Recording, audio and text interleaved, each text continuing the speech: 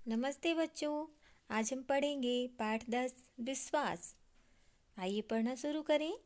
यहाँ देखिए हेडिंग में सबसे पहले क्या लिखा हुआ है। विश्वास सबको साहस व बल देता है। सही बात है। जब हमारे अंदर विश्वास होता है तो हमें साहस और बल दोनों मिल जाता है। यहाँ आप देख रहे होंगे कि प्रकृति की सुंदरता पीछे नज़र आ रही है और एक बच्चा हाथ जोड़कर सामने खड़ा हुआ है। आइए हम पढ़ते हैं कि विश्वास किन किन जगहों पर हमारे लिए उपयोगी है और क्यों उपयोगी है और हमें किस प्रकार अपने आत्मविश्वास से हम किस प्रकार बड़ी से बड़ी चीज़ों को हासिल कर सकते हैं। आइए पढ़ना शुरू करते हैं। जीवन में विश्वास का बड़ा महत्व है। विश्वास से ही मनुष्य आगे कदम बढ़ा सकता है। इस निबंध में लेखक ने विश्वास के बारे में बताया है कि इसका महत्व क्या है, विश्वास क्यों जरूरी है, विश्वास क्या चीज़ है, इस सब के बारे में लेखक ने बताया है। आइए पढ़ना शुरू करें।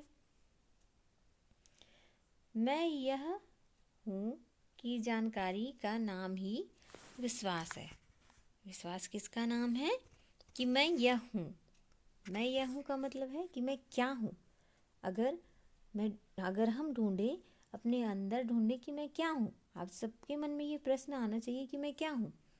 तो जो आप बनना चाहते हैं, जो आप अभी हैं, वो अपने विश्वास के ही बल पे हैं।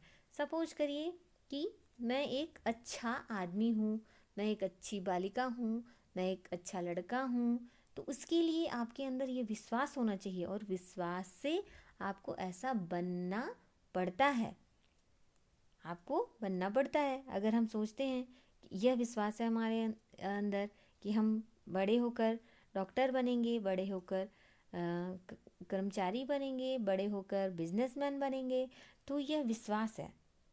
जब तक हमारे अंदर ये विश्वास नहीं रहेगा तो हम अपने कार्य को सफलता से प्राप्त नहीं कर पाएंगे या अपने कार्यों में सफलता नहीं प्राप्त कर पाएंगे। तो मैं यह हूँ कि जानकारी का नाम ही विश्वास है। मैं क्या चीज़ हूँ, क्या बनना चाहता हूँ, ये हम अपने विश्वास पर ही हासिल कर सकते हैं। मन को स्वस्थ बनाए रखने में विश्वास अक्सीर माना जाता है। अक्सीर का अर्थ है एकदम जरूरी चीज़। मन को स्वस्थ बनाए रखने के लिए विश्वास एकदम जरूरी चीज़ माना जाता है। विश्वासहीन ही नास्तिक नाम पाता है। जो विश्वासहीन होता है, विश्वासहीन ही नास्तिक नाम पाता है। नास्तिक जो ईश्वर को न माने।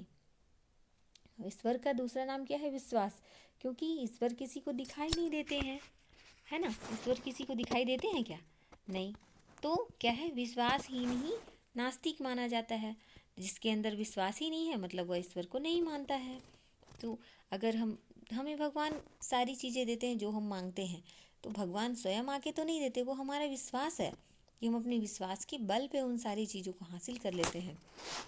कोई आदमी अपने को पहचाने बिना अपनी ज़िंदगी से पूरा लाभ नहीं उठा सकता और न वह उस फर्ज को पूरा कर सकता है जिसे पूरा करने के लिए वह पैदा हुआ है। कोई आदमी अपने को पहचाने बिना अपनी ज़िंदगी से पूरा लाभ नहीं उठा सकता है। कैसे नहीं उठा सकता है? जब हम अपनी पहचान नहीं करेंगे कि हम क्या हैं, हम साहसी हैं, हम दुर्बल हैं, हम कमज़ोर हैं, हम कठोर हैं, हम नास्तिक हैं, आस्तिक है, ये सारी चीज़ें हमें विश्वास के बल पे हासिल होती हैं। तो अगर हमें जीवन में आगे बढ़ना है, अपने फ़र्ज को पूरा करना है, अपना दायित्व पूरा करना है, तो हमें सबसे पहले अपने अंदर विश्वास जगाना पड़ेगा।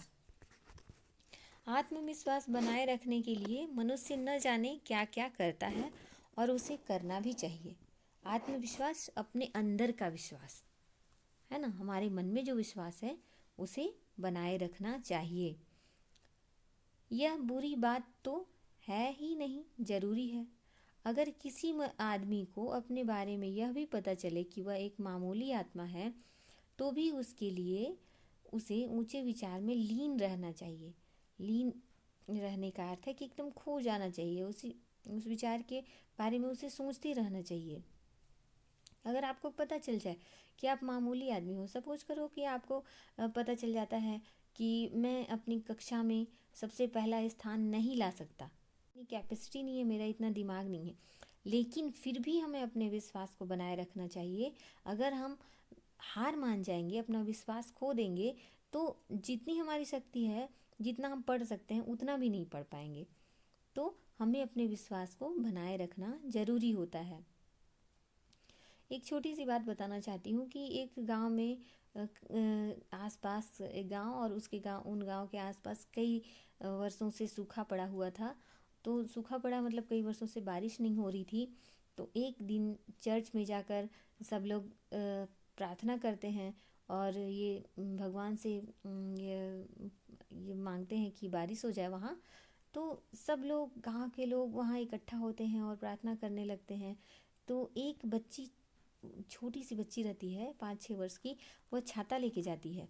सब बोलते हैं ये छाता क्यों लेके जा रही हो? तो वो बोलती है अगर बारिश होने लगेगी तो सब उस पर हंसी उड़ाते हैं कि उसकी जब हंसी उड़ाने लगते हैं कि इतने दिन से बारिश नहीं हुई, आज यह छाता लेके जा रही है। तो उसके मन में विश्वास था कि मैं भगवान से बारिश के लिए प्रार्थना करने जा रही हूँ तो बारिश अवश्य होगी। और हुआ भी वही। जब उन्होंने प्रार्थना की तो बारिश हुई और सब लोग पानी में भीगने लगे, और उस बच्ची के पास छाता था, वह छाता ओढ़कर अपने घर जाने लगी। तो वह, उसके अंदर का विश्वास था, उसे पूरा विश्वास था कि जो मैं मांगूंगी तो ईश्वर हमें ज़रूर देंगे। तो यही विश्वास हमें बनाए रखना है। हम विश्वास के बल पर ही अपने लक्ष्य को प्राप्त कर सकते हैं। ऊंचे विचारों के बल पर ही तो वह अपने न कुछ से बहुत कुछ काम ले सकेगा। न कुछ मतलब हम कुछ नहीं हैं, ऐसा सोचना, और बहुत कुछ मतलब हम बहुत कुछ बन सकते हैं, ऐसा सोचना। तो विश्वास के बल पे ही ऐसे बातें हम हासिल कर सकते हैं, वो सारी चीज़ें हासिल कर सकते हैं जो हम प्राप्त करना चाहते हैं। पत्थर में जिस तरह अच्छी, बुरी व मामूली तीनों तरह की मूर्तियाँ मौजूद रहती हैं, और वह अच्छे, बुरे व मामूली कलाकारों के हाथों में जाहिर होती है, ठीक उसी तरह हर आत्मा में अच्छे, बुरे व मामूली काम करने की काबिलियत रहती है। सही बात है कि पत्थर तो एक जैसे रहता है, लेकिन अच्छे, बुरे और मामूली तीन प्रकार की उसमें मूर्तियाँ बन सकती हैं।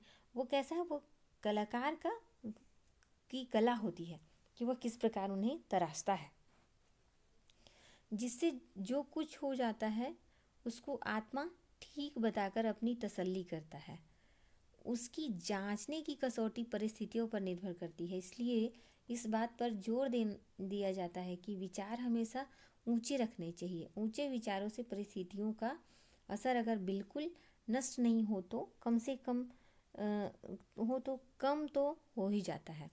इसका अर्थ है यहाँ पे कि हमें हमेशा विश्वास बनाए रखना चाहिए और हमेशा ऊंचा विचार रखना चाहिए। हमें आगे बढ़ने की सोचना चाहिए हमेशा।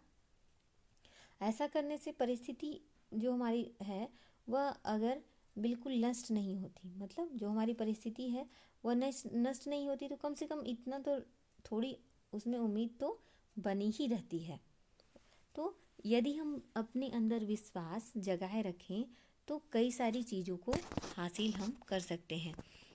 कई बच्चे रहते हैं कि वो जल्दी से हार मान जाते हैं कि नहीं, ये मुझसे होगा ही नहीं, मैं ये गणित का क्वेश्चन सॉल्व नहीं कर पाऊँगा, या फिर एसएसटी को याद नहीं कर पाऊँगा अच्छे से। लेकिन अगर उसी क्षण आप सोच लें कि नहीं, मैं कर ही लूँगा, मैं कर सकता हूँ, यह ज़रूर कर लूँगा, यह विश्वास आपके अंदर अगर होता है तो आप उस काम को 100% नहीं तो कम से कम 90-80% तो कर ही सकते हैं, और कभी कभी हम 100% भी कर सकते हैं।